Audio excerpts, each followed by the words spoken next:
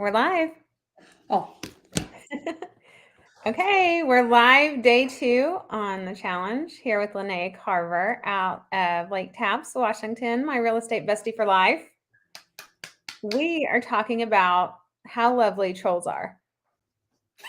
no, it's because I got that comment on my Instagram. I posted a reel, and like, let's be real. Let's not hide the fact I got a big forehead. Okay, like it's not hidden. It's out there in the public for all to see. And if I was afraid of it or ashamed of it, I would probably hide it more often than I do. So I posted a reel, and obviously, I know this is how you know you're winning in life, because this reel, it's like this. It's an angle. It's like this, right? And my forehead's like this. I mean, it's like it's there in your face. And so someone comments, and they're like, hold on, I'm going to read it for you right now. It says, that's a 5 head or a 6 head. All right, when I read that, I didn't even get it. Like, I was like, how is that being a troll? I didn't even get it. But I'm Does like, anyone else? I mean, I think you can see comments on this, but I don't know that I have it. I don't know if there are comments or what. like I'm just Does going to anyone look. else know what a 5 or 6 head is, or a 4 head? The big question is, anyone watching? I don't. Oh, yeah, we have 2 people watching, I think. Or is that us? I mean, I'm not actually watching. Where are you? Are you live on your business page? I think so. I love this right now. We don't even know where we are. But last time I tried, is this Homes by Sabrina? Is that your business page? We're on YouTube too. Oh, we're on YouTube right now. Cool. Yeah. Last time I did this, oh, there you are. We are live. Okay, so last time I did this, I couldn't figure out. Oh, Jason's watching. Hi, Jason. Jason's watching. Hi, Jason. Yay. Okay, so I'm looking at comments right now. Okay, so I've got it pulled up on my phone just because I want to like make sure I missed this, because last time I couldn't figure out like how to actually read comments, and people were making comments. So that's why I was wondering. So now I've just got it pulled up so I can actually just see it. Anyway, so the guy said, or the person, I can't assume it's a guy, but the person said, that's at least a 5 head or a 6 head, because you have a forehead, right? You have a forehead. And the reason why he says 5 or 6 is because this. I'm going to tell you this. That's why. So if you put all of my fingers on my forehead, okay, there's 5 fingers. Can you fit? What happens? Try it for me. Put your whole hand. How many on your forehead? Do it on yours. So you don't even have a forehead. You have a 3 head. I have a 4-noser.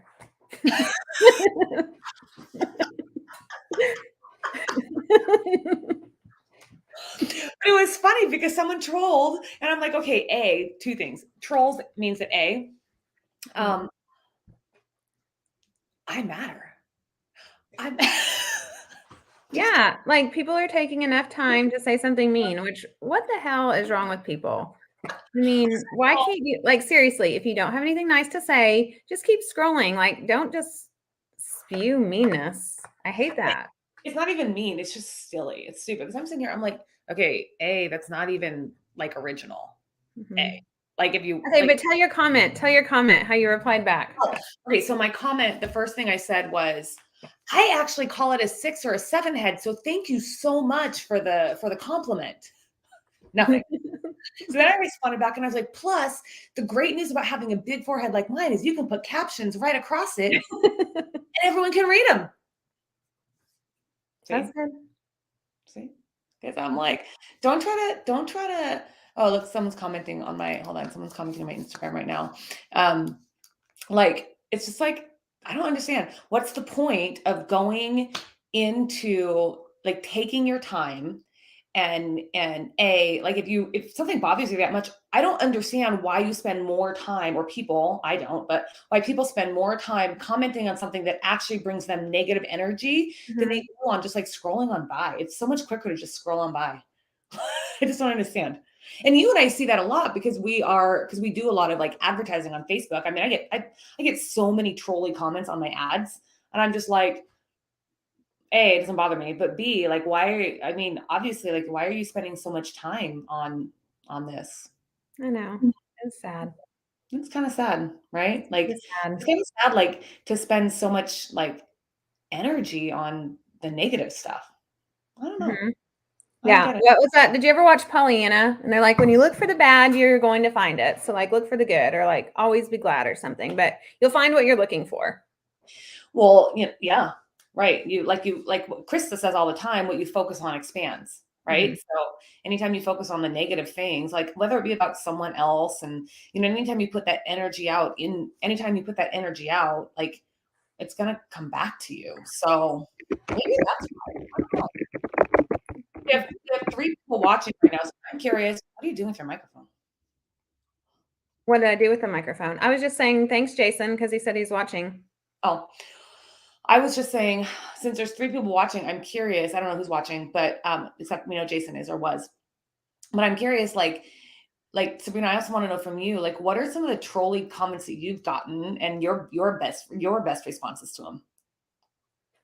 I think, okay, I know that someone's talked about my jeans before, because I was wearing ripped jeans, and they said if I need to sell a house that bad or something, like they'll just send me a pair of jeans that aren't ripped.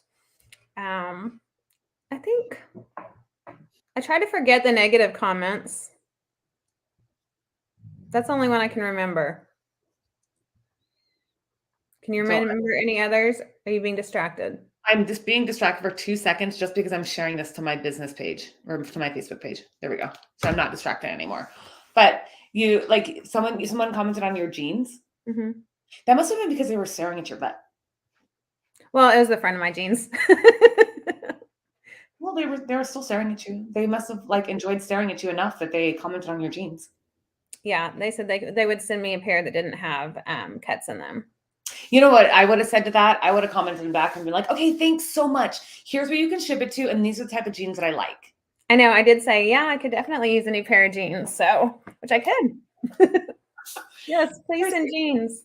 It's like, I just don't get it. It just makes 0 sense to me why people do it. Oh, and okay, I do remember another troll comment on YouTube. I was doing like the cost of living or 10 things I hate about Tulsa or love about Tulsa. And someone was like, oh my gosh, your voice sounds horrible. And I was like, you should hear it when I sing. And then you should have put in that same comment. Here's a video of me during the Master Builders Association winning the Masked Singer. I was second place. I should have won, but second place. Yeah. Still, that's close. That's better than no place. Yeah. Oh, we got a laughy face.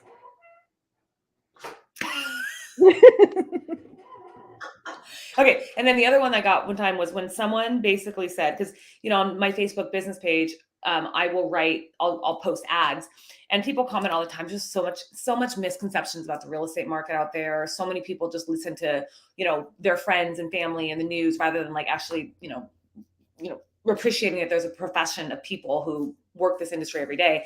So I like to make comments all the time because it is what it is.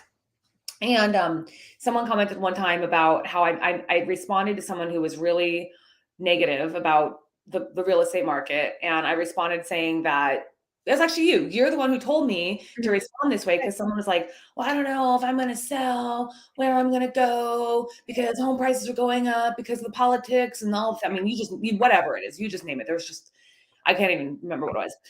But I just responded and I was like, sometimes selling isn't for everybody, but for many people it is. And someone responded back with, is for many sounds like a person hungry for commission.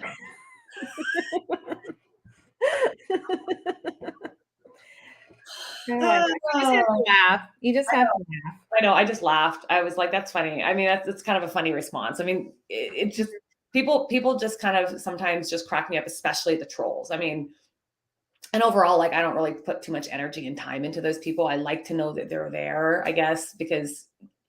But the truth is, let's dig a little bit deeper into that because I mean, let's really go serious there and talk about the importance of like if you do want to move up and you do want to sell, it is a good time to take advantage of the market because prices are forecast to continue to increase for the next 5 years. So many people have that misconception that they're buying at the top, and that is just not the case. It's not the case as far as we understand it, right? But then let's think about that. There are definitely people who fear that what happened back in 2008 is going to happen again. And it doesn't matter if we explain that really the biggest reason of why what we're facing right now is happening, and this major housing issue that we're having right now is it's housing shortage. It's a lack of inventory. It's the fact that we, starting the beginning of 2020, people just did not sell houses. There was we were down, I think in my area, we were down 87% in inventory or something like that when we very first started at the beginning of COVID, which is crazy if you think about it. Because I mean, Seattle, we are a massive, massive, fast moving market. So Right. down by that many people, I'm sorry, that many homes was crazy. Right. Well, And then even before COVID, we were still in a seller's market. I remember before COVID, we were starting to see, some multiple offers going over list price, which was something that was kind of new in our area, in, the Tulsa area. That was something that's kind of new. So we were in the beginning of a seller's market before 2020, and then COVID just made it go crazy. And so we have never caught up, and we're even lower. So it's supply and demand. Yeah, I think it's just and then to respond to that, right? What happened? The interest rates were lowered. Mm-hmm. I mean, interest rates saw 2.5% in some places, depending on your loans, and VA loans all of a sudden went to having no limit. So the VA loan's always been one of the best loans for the consumer, in my personal opinion. And those, they all of a sudden had no limit on it. So you now are offering more incentive for people to buy homes that aren't actually available. Because then what happened? Price of lumber went up, new construction stopped being built. I mean, there were just so many things that impacted everything that it's just kind of so interesting to see. It's very interesting time to live in as far as the housing shortage. Right. I would say, if I was going to give advice, I would say that, if you're comfortable where you're at, my house, we remodeled it, and I absolutely love my house. I don't want to move. If we sold and moved up, I don't think I would find anything that I just, love entirely more. I'm perfectly happy with my house. But if I wasn't, and I needed more space, or I wanted to move up, I would still say, knowing what I know, that now is a good time, because you're still going to sell high. Mm. We're at such record low inventories. You're going to get a great price, great terms. And yes, it's going to be harder to find something, but there is something, and it's worth finding now and not waiting, because interest rates are going to continue to rise. That's what the experts are projecting. There's not going to be a market crash with all the forbearances, because there are actually very, very little foreclosures, even less than there were, prior to the pandemic. So it's just not buying at the top, and that's a huge myth. Didn't you do a video over that? I did. I actually just I did it on my YouTube channel. It's called Sell High, Buy Low. So it is there. And the other thing that I wanted to comment on is that, so this morning, I don't know if you saw it, but I'm actually looking at the article right now, as if you can see what my eyes are doing.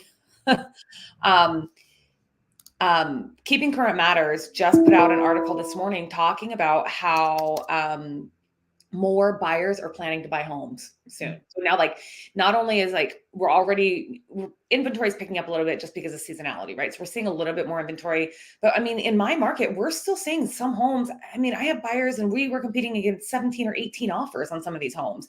And it's just kind of crazy. And I actually was listening to and I'm curious to see if you guys have the same thing going in your market, but I was reading through my Washington State real estate brokers forum the other day, or Facebook group, and someone commented about how pricing, they made a joke about listing agents pricing homes way too low, because they just want to see how high it's going to get bid up, right? Because I mean, we just had a house here in Seattle that in the Seattle area, that sold for almost $1 million over asking price. Wow, that is crazy. $1 million, right? But then, the flip side of that is, right, I mean, the strategy right now is to price it just under under market value, because the data shows that homes are selling for, significantly more than what, they're being listed at. So, the pricing strategy that most people are following right now is just to keep it a little closer to that market value, rather than overpricing or pricing higher than market value. But then you reach it to where it's if you price it just right in this market, I had this happen to me, you price it just right, then buyers are so scared of having it bid way beyond that no one's bidding at all. Um, I love that. my assistant's calling me. Megan, I'll call you right back.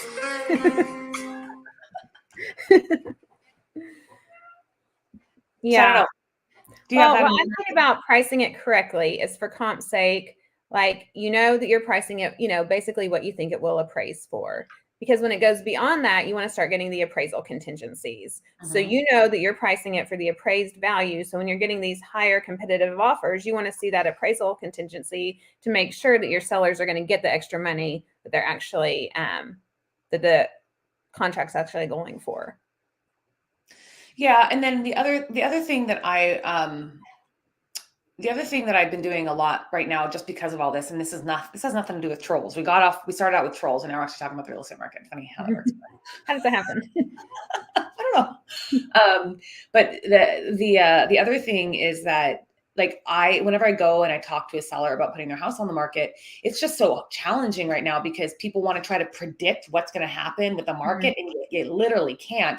So if I have a listing agreement signed today and we're not going to put their house on the market for another 2 weeks, I mean, I don't really decide. I mean, we have a range of what we're trying to get to. Right. But we don't ever really talk price until like probably 1 or 2 days before we put it on the market, because you can't, because it's just, things are changing so dramatically. And, you know, so many houses are now popping up, going and pending at the same time, that it's just like really hard to actually decide what to do with the pricing of homes right now, just because it's like, And do you think, so I think something interesting that comes out in this market a lot, and, you know, so many for sale by owners, people think that because it's such a hot market that they don't need a real estate agent.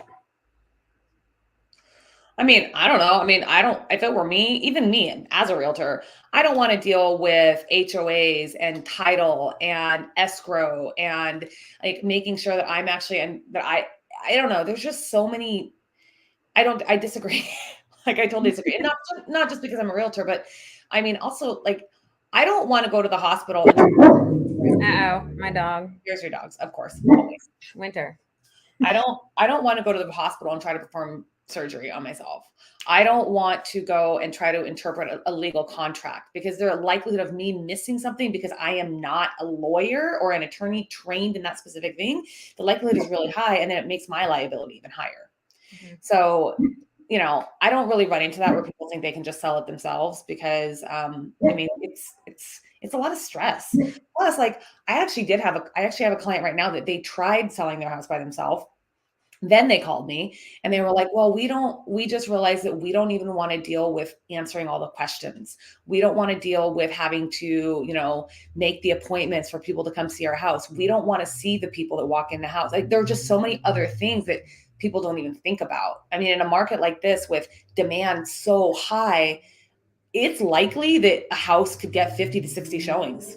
And like, if you're doing that yourself, like, do you really want to deal with 50 to 60 people calling you at all random hours and expecting you to drop everything and get out of the house, or let them in the house, or, you know, be there? And I mean, it's just, there's so many different reasons why my answer to that would be, I mean, do you like that? I'm not going to try to convince you otherwise, but. So those were also all such great answers. And then also just the pure data that for sale by owners get significantly less. Right.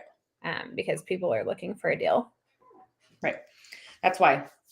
I mean, I tell people all the time, usually I tell my clients all the time, you know, if you find something that is not on the market and it's for sale by owner, you know, the likelihood of you getting a better deal is pretty high, because data supports that. So, I mean, yeah, sometimes I will educate people and tell them that too.